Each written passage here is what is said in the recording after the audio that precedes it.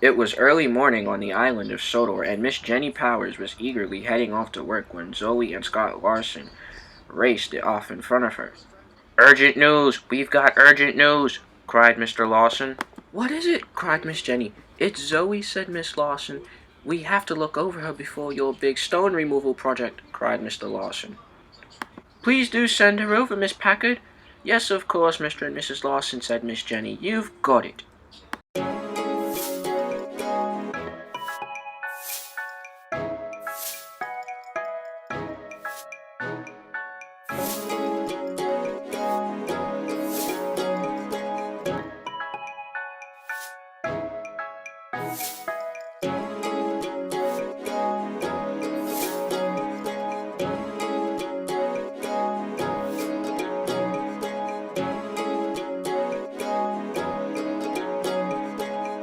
When Miss Packard arrived at the construction yard, she was looking for Zoe. She didn't see Zoe anywhere.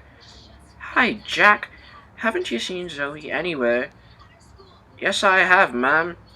She's right over there."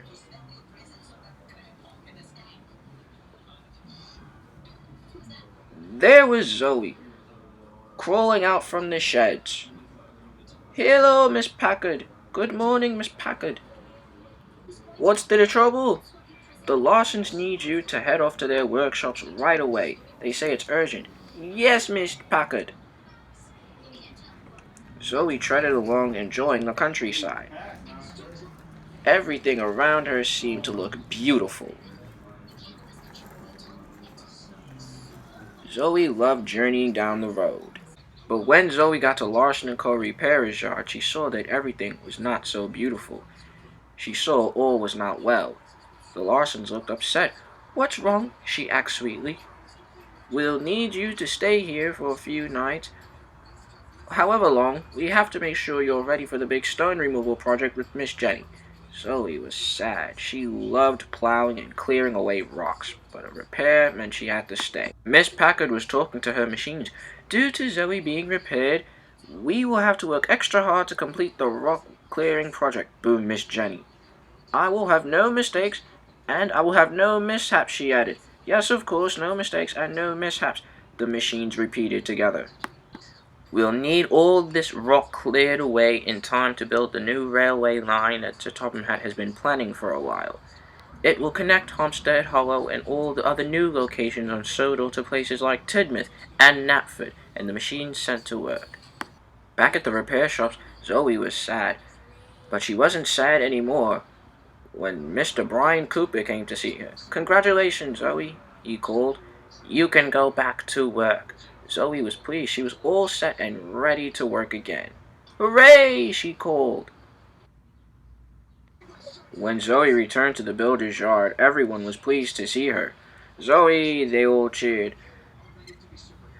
Scott smiled. Then Lawson rode by. "Watch it, small fry," he called. "Ouch," said Scott. Dieseled Lawson. "Careful now," said Jack.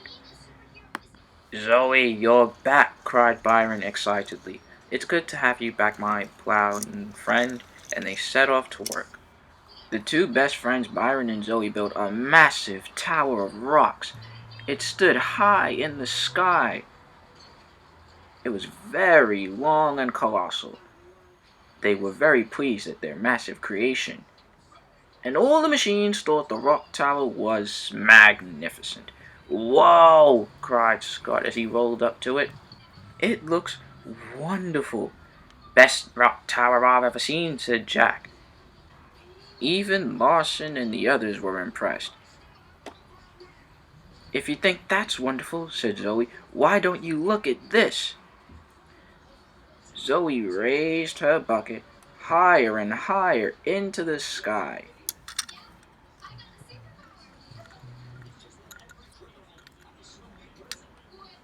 She was going to make it as high as the rock tower. Then there was trouble. Zoe's bucket began malfunctioning. "Uh-oh, I don't know what's happening," she stuttered. Her bucket hit the rocks. The rock tower wobbled. "Clear out!" cried the machines. "Ah, hit the deck!" cried Percy. as the rock tower fell and crashed to the ground. When the dust lifted, Miss Jenny was very cross. "Are you all right?" cried Byron. "I think so, but is anyone else hurt? I'll do my best to clear up the mess," cried Zoey. "Our magnificent rock tower. Thanks a lot, Zoey. You've put us in an awkward predicament. We'll have to make our own way through without you. You'll have to go to the other works where they mend silly machines who can't be redeemed." Zoey was sad. She knew it was all her fault, and Miss Jenny was sticking to her statement, and that was that. The other machines went crossly away. Zoey was back at the repairer's yard. She felt very bad about what she had done. "I must put all wrong right," she said. She was determined to fix things. "I must make things better. There's always room for improvement and redemption." She began reconstructing the rocks. "Start from the bottom," she thought.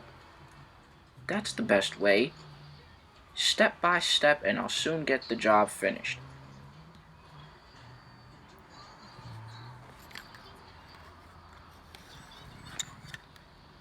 Zoey worked very hard. She's a strong machine, and her long great arm is great for clearing away rocks, which is what she does best. It was a trying job. She rocked all throughout the night. Her axles hurt, and her arms and bumpers ached.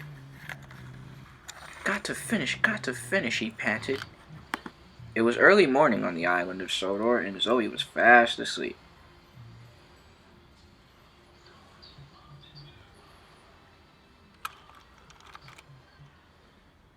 The machines pulled up.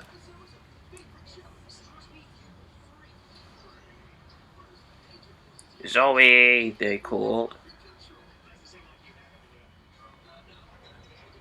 The loud noise gave Zoey a fright. She jumped. "Ah!" she shouted.